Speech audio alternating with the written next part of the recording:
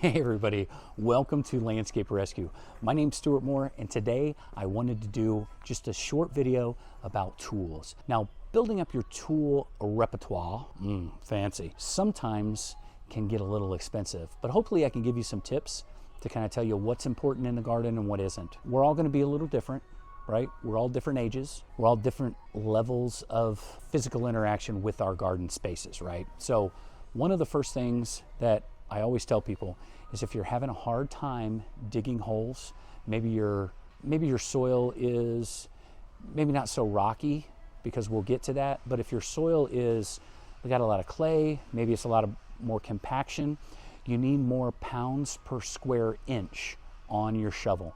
So digging a hole with a transfer shovel, which is the flat version of the shovel, is going to be a lot more difficult for you to do, right? So let's just say it's called a transfer shovel because you use it to transfer, because it maximizes the amount of surface area you have because it's square. That's, you're transferring things from one side to the next. I use my transfer shovel quite frequently. But a shovel that you dig with is going to be shaped like this. This is a digging shovel because all of your pounds per square inch are going to go right there on that tip and used to penetrate the ground. But sometimes the ground is hard or the ground is compacted, and they've got some specialty tools that can penetrate that ground. One of which is, I saw this and I've seen these before, is they call it the root slayer, but it's sharp and it's got more pounds per square inch to break through roots, right? So that one's $44.98. That's not a cheap shovel. Pounds per square inch, why that's important. A good way to dig a hole is to get a trenching shovel. So this is a trenching shovel, and a trenching shovel, look at how much pounds per square inch are going to go right there on that tip, and it's thinner, so there's less resistance. And this is very easy, and it's got an area where you can stomp on it pretty good. Like, just make sure your feet are dry. You don't want to stomp on this and rip your shin open. The trenching shovel is a very good shovel for digging 1 gallon holes or transplanting. A lot of people forget about that. That was the trenching shovel. Another shovel that I use quite frequently is this crescent spade for doing edges, right? You can see how that would be advantageous to doing the edging of your bed. If I can give you some words of wisdom, when you're using this, do 2 cuts, one in the front, one in the back. Don't pull down on it, because that metal is usually not strong enough to handle the resistance of pulling that grass up. So you want to basically cut a wedge in your bed so you can get this stuff out without bending your $37 crescent spade. I could work at Lowe's because I answer a lot of questions while I'm at Lowe's. Okay, so let's get back on track. I had to pause the camera because the guy needed help with tools. This little guy here, so this is just a little shovel. I find that I have one of these. I use this all the time, especially if you're already on your hands and knees and you're going to do some transplanting.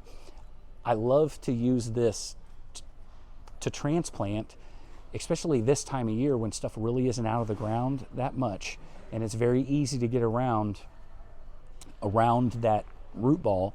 I like to use these because you're right there in it, right? And I also like to use these when I'm planting stuff, especially when I'm mass planting. I have the power planter now, and I find myself digging holes with the power planter, but I can't transplant things with the power. I can't pull perennials out of the ground with a power planter. It's counterproductive. It ends up ripping it all up to pieces. This little guy, it's $17, which I see, it seems like a lot, but if I am sitting on my hands and knees, pulling weeds or something like that, I always like having one of those kind of close by, because even if I get a really dandelion that's really starting to piss me off and I can't get it, a lot of times I'll just grab that little shovel and I'll pull that dandelion up. That leads me to my next thing when it comes to weeding. I'm not a huge user of this hoof spade or whatever it's called. It's a spring-loaded spring-loaded D-handle, I don't know what you want to call it, but you see what it is, right? Right? You just scrape the leaf, you scrape the ground, and it severs the foliage from the root. So it's a quick way to weed. I don't use it that often because, you know, growing up with a plant person as a mom, you kind of learn you're trying to get as many roots as possible out of that weed. So what I end up using a lot of is this guy right here. I seem like I use a lot of this. I use this a lot for weeding. Now, the older I get, the lazier I become, and so now I'm using a lot of Quick Pro, which is a Roundup product, and that's what I seem to be using the most. I'll put a little cup around it. I'll put a Come and Go or a Casey's cup around it, and then I can just set that cup right on the plant, give it a little spritz, and it seems to work out really well. Let's go look at the sprayers while we're here. I think we're done with tools, but yeah, another good edging tool for edging would be a shovel like this one. That's got a flat. I use this for a lot for transplanting bigger stuff too, because I mean, you can really penetrate and sever some roots and get that root ball nice and condensed, especially this time of year with one of those sharper spades. And then guys, there's all sorts of tools out there, and they all kind of do something different and niche, but I don't know, it's kind of one of those things. It's really nice if you have a specialty tool that is designed to do one thing, but it's even nicer when you start running out of room in the shed where you have 5 or 6 tools that you use a lot that can do a lot of different things. It's up to you. I mean, if you're a tool person and you like having lots of different tools, that would work for you. But I find that a minimalist approach to tools saves me a lot of pain and suffering when I'm trying to find something in my disorganized shed. Here's another tool, and we don't think of them as tools, but I'm a big fan of having some neem oil close by at my house. In the shed, there is some neem oil. I usually like the stuff that's from concentrate, and I just mix it on my own. It's going to be a miticide, a fungicide, and an insecticide. So again, it's a tool that will do 3 things for me. It is a contact killer, so I like to use it early morning so I make sure I don't get any pollinators in there. Sometimes I'll give it a quick little kick and see if I can see anything scurrying around like praying mantis, but you know, it is what it is. Another thing that I really like to have on hand is slug and snail bait. I use a lot of slug and snail bait just to keep those slugs off of my hostas. I cannot stand how hostas look when they've had slugs munching on them for a couple weeks. It drives me insane. So there's that. There's 2 things that I always make sure I am stocked up on in the rolling into the spring. Okay, now here's another one that could get me in trouble with about 2% of the people that use garden tools, is a backpack sprayer. And the reason they're going to get me in trouble is because, or they're going to fuss at me, is because I'm also going to tell you that the most efficient way to kill weeds is with glyphosate.